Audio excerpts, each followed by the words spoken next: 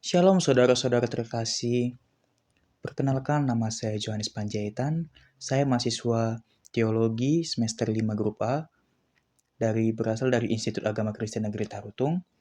Di sini saya ingin menyampaikan sebuah khotbah tekstual yang sangat menarik bagi kita yang dengan tema memberitakan Injil ke seluruh dunia yang diambil dari Nats Kisah Para Rasul ayat 1 sampai 8. Sebelum kita memulai memperjelas lebih dalam lagi teks itu, mari kita satukan hati kita berdoa. Terima kasih Tuhan, terima kasih Yesus atas berkat yang Kau berikan kepada kami ya Tuhan. Di mana Engkau telah memberikan kami kehidupan hingga kami masih ada pada saat ini ya Tuhan. Ya Tuhan, di sini kami akan mendengarkan sedikit dari pemberitaan firman-Mu ya Tuhan. Biarlah bukalah hati dan Roh Kudus datang di dalam pikiran kami ya Tuhan. Supaya kami bisa lebih memahami apa yang menjadi isi kitab-Mu dan apa menjadi pesan-Mu yang Kau sampaikan kepada kami ya Tuhan. Kami akan memulainya Tuhan dalam anak-Mu Yesus Kristus. Kami berdoa dan mengucap syukur. Amin. Baik, saya akan membacakannya. Kisah Para Rasul ayat 1 sampai 8. Saya akan membacakannya untuk kita semua. Tetapi kamu akan menerima kuasa kalau Roh Kudus turun ke atas bumi, dan kamu akan menjadi saksiku di Yerusalem dan di seluruh Yudea dan Samaria dan sampai ke ujung bumi. Saudara-saudara terkasih sekalian, kita melihat ketika seseorang menerima kabar yang baik mengubah hidupnya, reaksi alami adalah membagikannya kepada orang lain. Sebagai pengikut Kristus, kita telah menerima kabar baik terbesar, yaitu keselamatan di dalam Yesus, yang terdapat dari dalam Kisah Para Rasul ayat 1 sampai 8, yang menegaskan bahwa panggilan kita untuk menjadi saksinya mulai dari lingkungan terdekat hingga ke seluruh dunia. Yesus tidak hanya memberi perintah ini, tetapi juga memberikan tugas dari Roh Kudus untuk memampukan kita melakukannya. Nah, bagaimana langkah-langkah yang harus ditempuh agar dapat memberitakan ke seluruh dunia? Nah, jadi ada langkah-langkah yang harus ditempuh agar dapat memberitakan Injil ke seluruh dunia berdasarkan Kisah Para Rasul adalah sebagai berikut. Yang pertama, yakini kuasanya. Yesus berkata, "Tetapi kamu akan menerima kuasa kalau Roh Kudus turun atas kamu." Roh Kudus adalah pemberian ilahi yang memampukan orang percaya menjalankan misinya. Di dalam konteks Kisah Para Rasul, murid-murid Yesus adalah orang-orang biasa yang tidak memiliki pengaruh besar di masyarakat. Namun, dengan kuasa Roh Kudus, mereka diberdayakan untuk memberitakan Injil dengan keberanian dan efektivitas luar biasa. Tujuan utama ini adalah untuk menjadikan kita sebagai saksi Kristus bukan dengan kekuatan manusia, tetapi dengan kehadiran Roh Allah yang bekerja dalam dan melalui kita. Ada sebuah ilustrasi. Bayangkan seorang raja yang ingin mengirimkan pesan penting ke seluruh wilayah kerajaannya. Ia memberikan kepada utusannya, yaitu peta, persediaan, dan kuda tercepat agar pesan itu sampai dengan selamat. Jadi saudara-saudara terkasih bisa membayangkan seperti itu. Jadi, bayangkan bagaimana seorang raja itu mengirimkan pesan penting untuk ke seluruh wilayah kerajaannya. Ia memberikan utusannya sebagai peta. Bayangkan itu sebagai kita yang mengirimkan utusan itu. Pasti kita akan jaga baik-baik. Kita akan berikan yang terbaik untuk bagaimana supaya sampai pesan itu dengan selamat. Nah, begitu pula dengan Yesus, memberikan kita tugas untuk memberitakan Injil. Tetapi ia tidak memberikan kita melakukannya sendiri. Ia memberikan Roh Kudus untuk memampukan kita seperti raja, memastikan utusannya memiliki semua yang diperlukan. Nah, yang menjadi aplikasi di sini adalah yang pertama, percayalah kepada kuasa Roh Kudus yang bekerja dalam Anda. Jangan takut atau ragu untuk melangkah dalam tugas ini karena Roh Kudus selalu menyertai kita semua. Kita tidak perlu takut karena Roh Kudus ada selalu menyertai kita. Kita jangan ragu, kita jangan berpikir hal yang belum tentu terjadi. Karena kita percaya bahwasannya ada Roh Kudus yang mengalir dalam kita jikalau kita memiliki niat untuk memberitakan Injil. Aplikasi yang kedua, Mulailah menjadi saksi di lingkungan terdekat Anda. Bagikan kabar baik kepada keluarga, teman, atau komunitas Anda dengan percaya diri di dalam penyertaan Allah. Maksudnya di sini ialah kita harus menjadi saksi atau menjadi pemberita Injil mulai dari lingkungan terdekat kita dulu. Misalnya dari keluarga, dari bapak, dari ibu, dari anak, atau dari siapapun. Kita mulai dari keluarga yang kecil terlebih dahulu. Jikalau kita sudah memberikan keluarga dari yang terkecil dahulu, kita memberikan firman Tuhan, dan mereka menerima, kita harus berani melangkah untuk keluar. Kita melangkah ke komunitas kita. Komunitas, misalnya itu ada organisasi, atau komunitas gereja, atau komunitas Kristen, kita memberikan pernyataan Allah, supaya kita mendapatkan berkat dari pernyataan Allah tersebut. Oke. Kita masuk ke yang kedua, jadilah saksinya. Yesus melanjutkan, dan kamu menjadi saksiku di Yerusalem, dan di seluruh Yudea dan Samaria, dan sampai ke ujung bumi. Saksi adalah orang yang memberikan kesaksian tentang apa yang mereka lihat, dengar, dan alami. Menjadi saksi Kristus berarti membagikan kabar baik berdasarkan pengalaman pribadi dan keselamatan dan kasih-Nya. Ini adalah panggilan untuk setiap orang percaya tanpa terkecuali untuk hidup dan berbicara sebagai representasi Kristus di dunia. Ada sebuah ilustrasi juga mengenai seorang pria yang bernama William Carey yang dikenal sebagai Bapak Misi Modern. Dia berkata seperti ini, saudara-saudara terkasih. Pada hal-hal besar dari Allah, usahakanlah hal-hal besar bagi Allah. Saya ulangi sekali lagi. Berharaplah pada hal-hal besar dari Allah, usahakanlah hal-hal besar bagi Allah.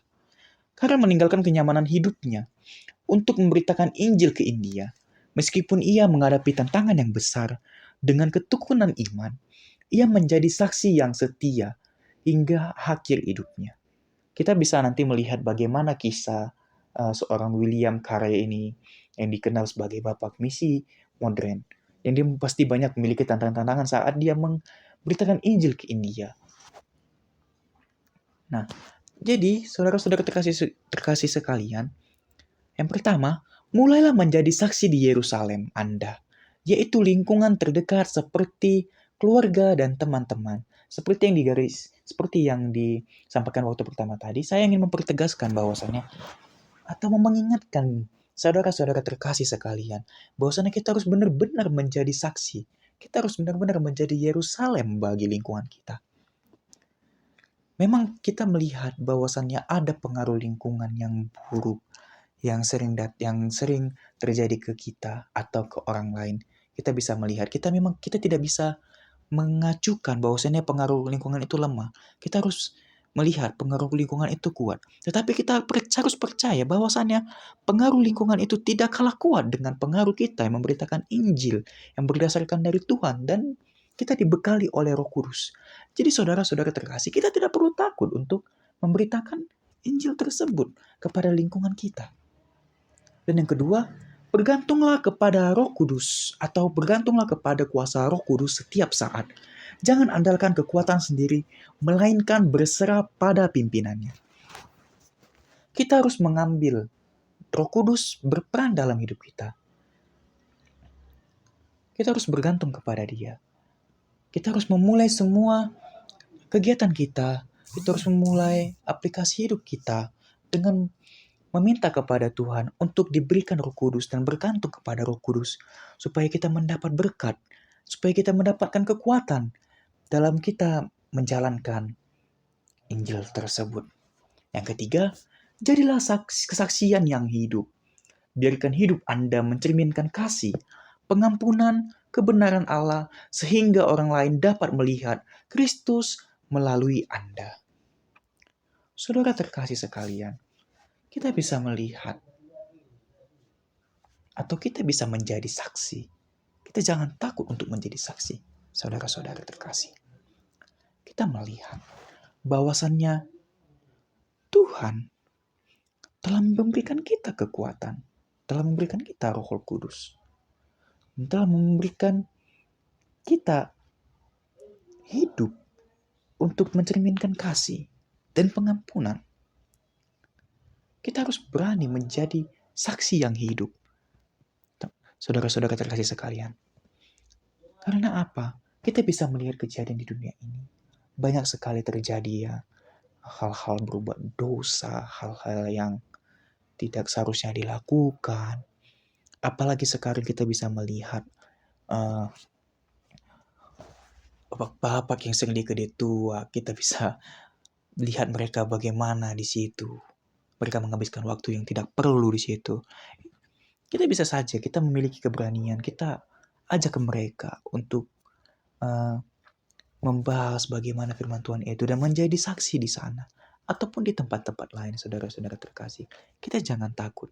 Karena Tuhan memberikan tantangan kepada kita, memberikan tugas kepada kita, itu tidak di luar kemampuan kita. Kita harus memberikan kasih, memberikan cerminan, memberikan kebenaran Allah, sehingga orang lain dapat melihat Roh Kudus melalui kita. Jadi kita tidak hanya sekedar ngomong-ngomong saja, saudara-saudara terkasih. Kita harus memberikan perilaku yang baik. Kita harus menjaga sikap kita yang baik. Sikap yang mencerminkan firman Tuhan.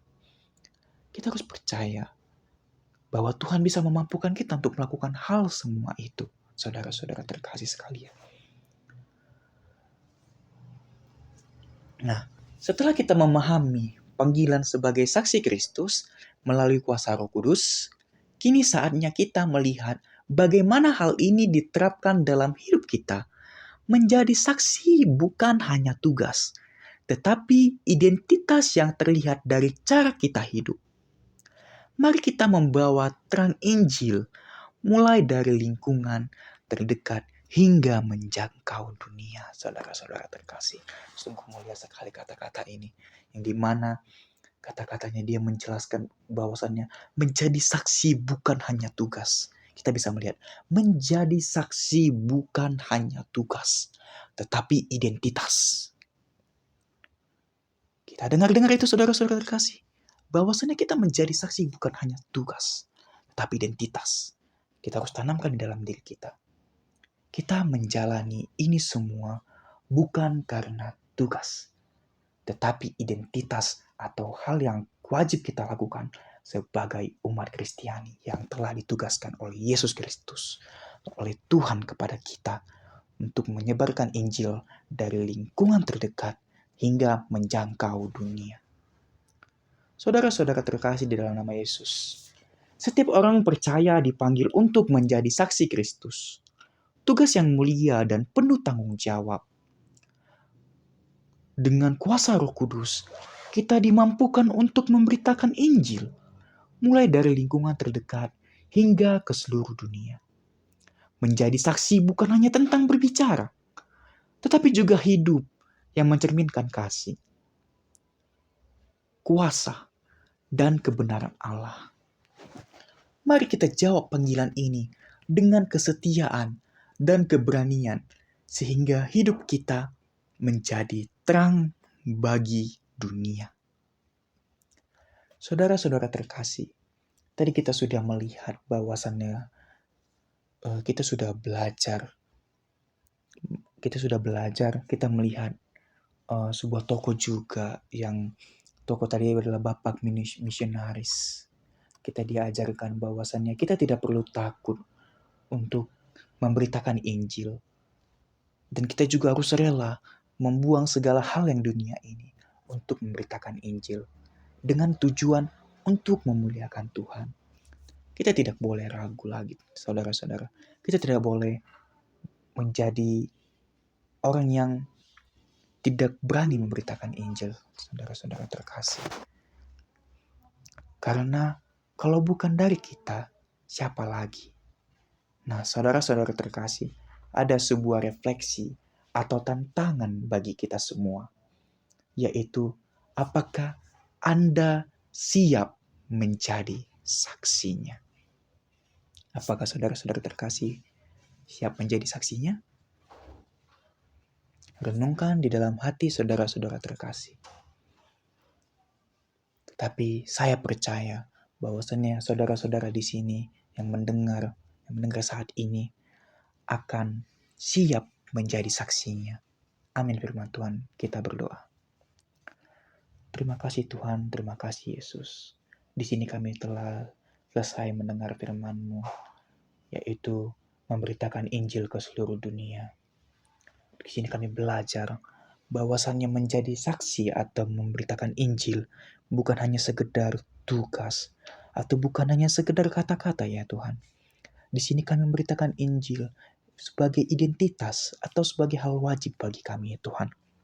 Dan juga ya Tuhan, di sini kami bukan hanya sekedar berkata-kata, tetapi di sini kami juga mencerminkan perilaku kami, tutur kata kami, atau perilaku kami yang mencerminkan dengan Engkau ya Tuhan. Ya Tuhan, kami akan mengakhiri khotbah yang telah disampaikan pada hari ini. Mudah-mudahan jemaat Tuhan, orang yang mendengar pada saat ini, bisa mendengar dan berani menjadi saksi ya Tuhan. Tuhan, kami juga memiliki banyak dosa ya Tuhan. Mohon Kau ampunkan Tuhan, supaya kami layak di hadapan-Mu juga ya Tuhan. Terima kasih Tuhan. Kami akan mengakhiri khotbah pada hari ini hanya di dalam anak-Mu Yesus Kristus. Kami berdoa dan mengucap syukur. Amin.